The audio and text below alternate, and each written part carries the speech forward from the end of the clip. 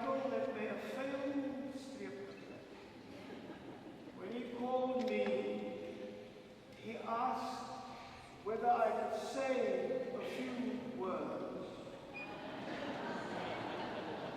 Where's the last one? You know.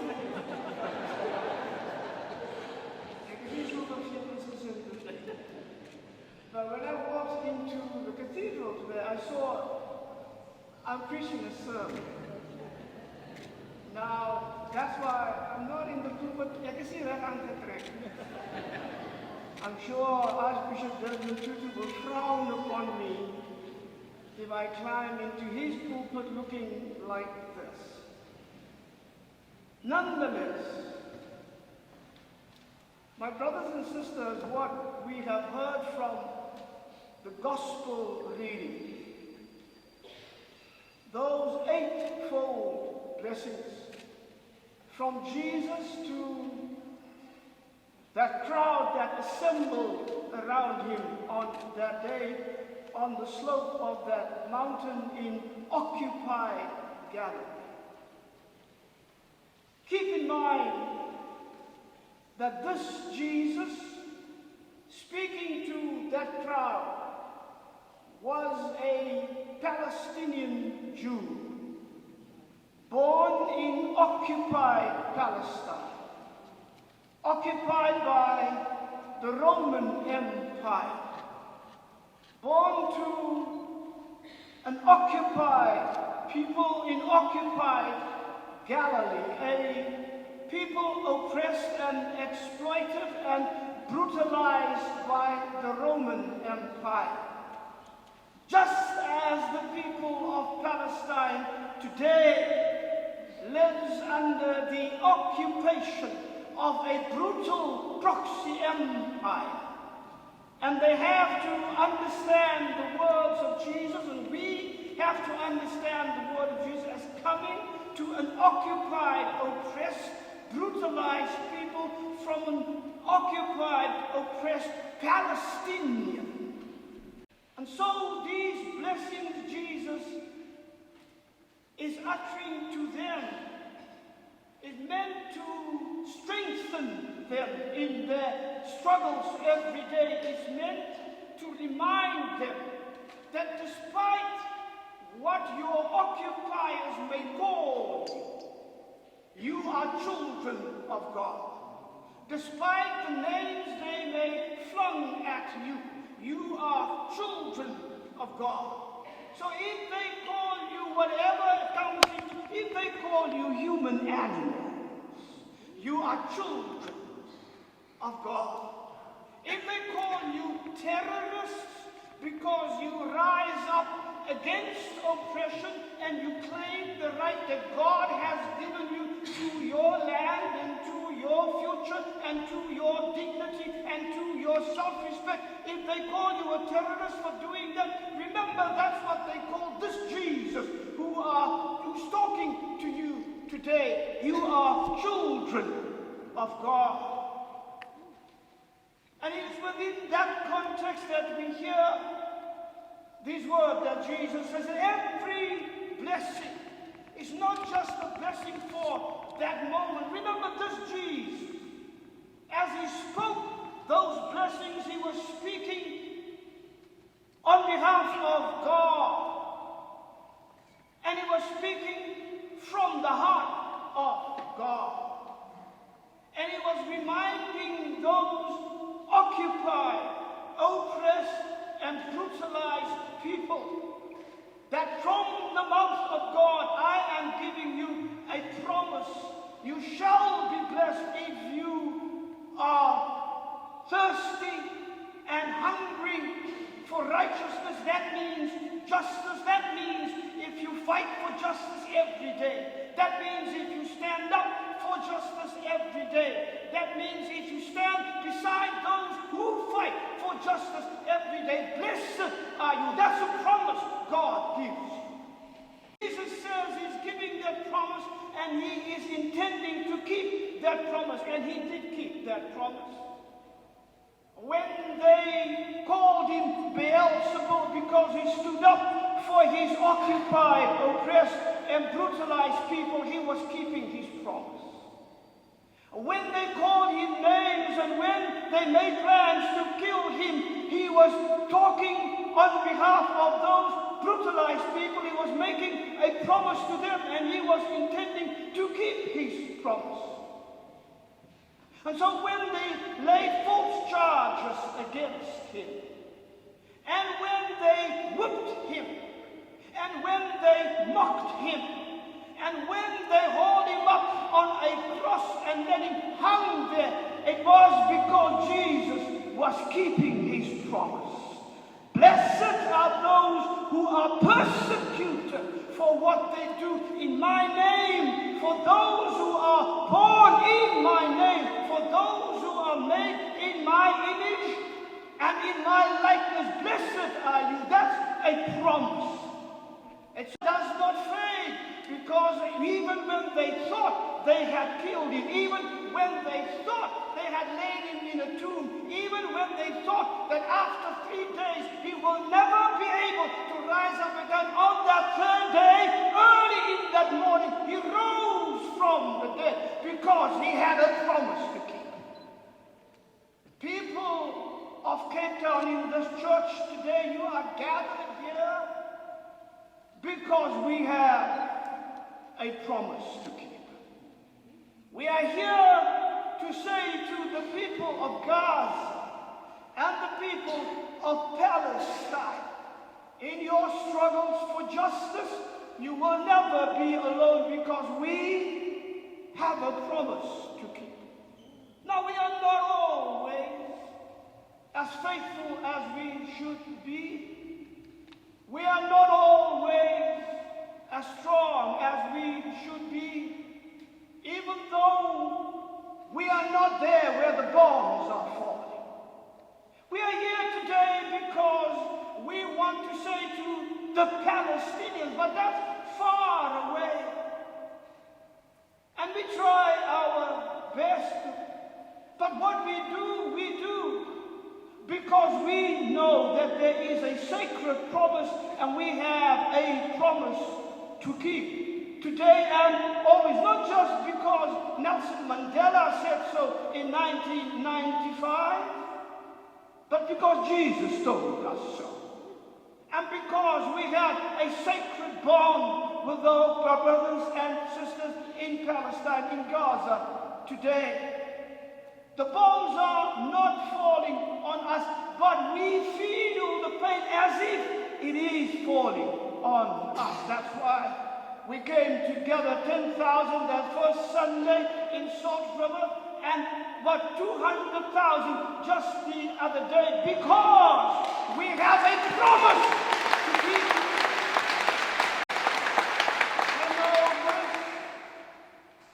In the 1980s, I was with those students and those young people who understood, even in their youth, that there is a promise to keep, that they, as the youth, cannot act as if what was happened to their parents and to their ancestors doesn't matter to them.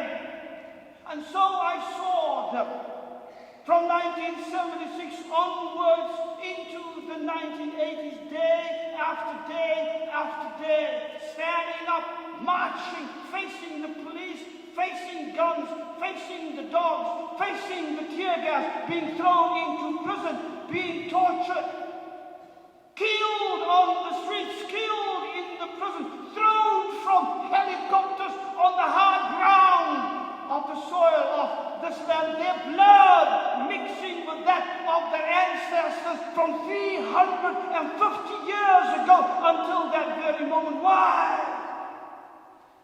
Because they had a promise to keep. I was looking at those young people, 15 and 16 and 17 years old. They had aspirations of their own. They had spoken with their parents of what they want to become one day. They had dreams of their own. They were young people filled with vigor and life and hope. But they knew that between them occupation stood a thing called apartheid. They knew that between them and their dreams for themselves stood a thing called apartheid. They understood that between them and their hope for the future stood a thing called white supremacy, stood a thing called occupation of their land, stood a thing called land theft, stood a thing called hate, stood a thing called injustice.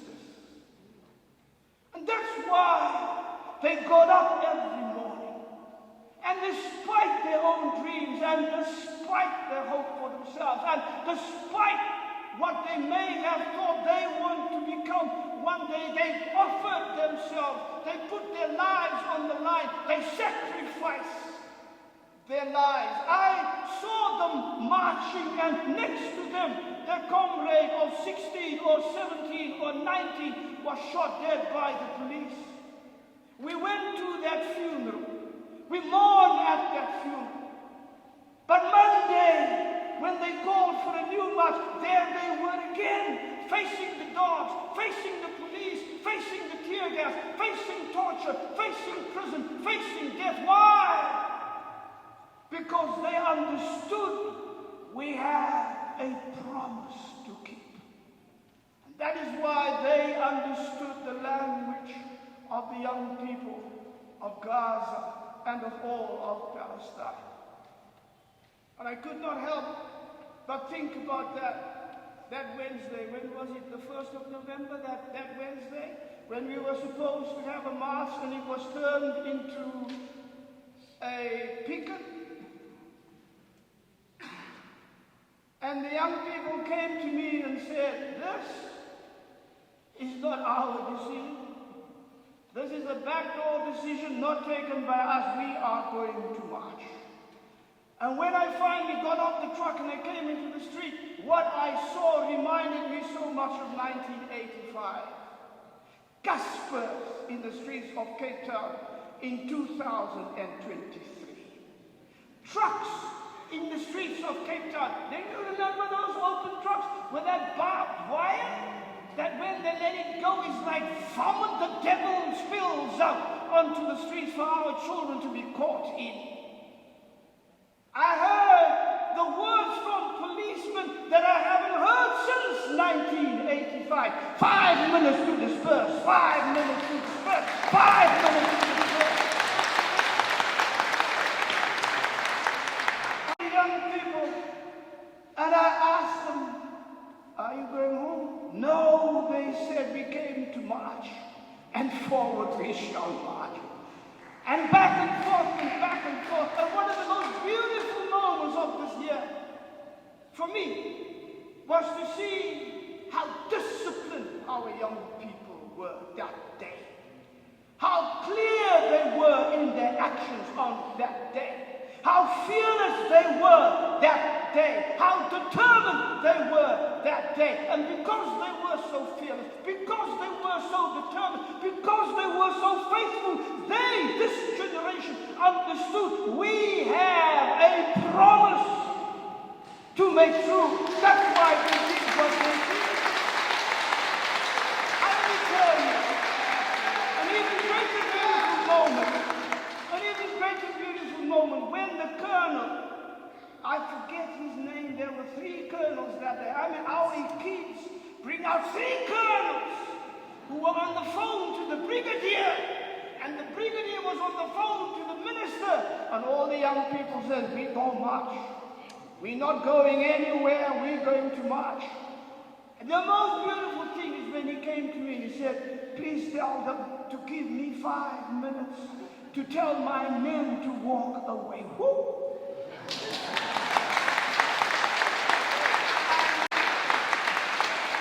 So you saw those trucks turning around, all those Caspers turning around, going downhill. And you saw the police with their shields. I told them, what are you doing? Look at you. You look like the Israeli Defense Force. This is Cape Town, bro.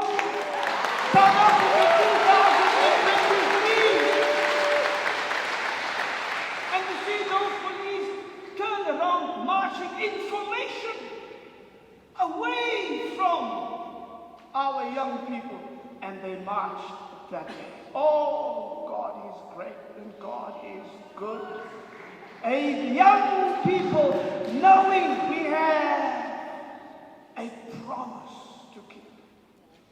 Looking at YouTube videos that my friends in the United States recommended to me the other day.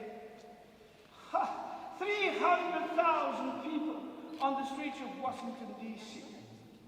1 million people on the streets of London the other day. Hundreds of thousands of people on every major capital streets on all Europe on that day.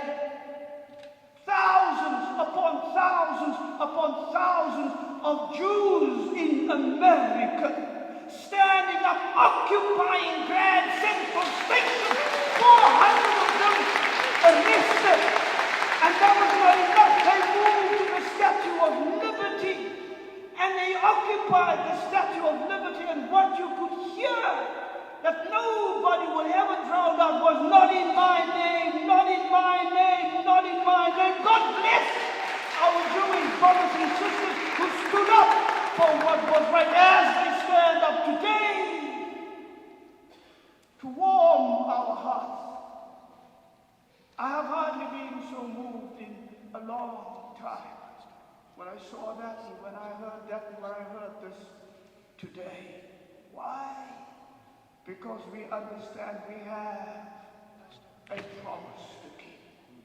And so because we have a promise to keep, that is why we are so insistent that our South African government do the right thing.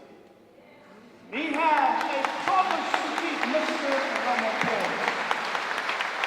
And I can't help it, and you as who sits here in this church today, but she was the one who, after that onslaught on Gaza in 2014, did recall the ambassador.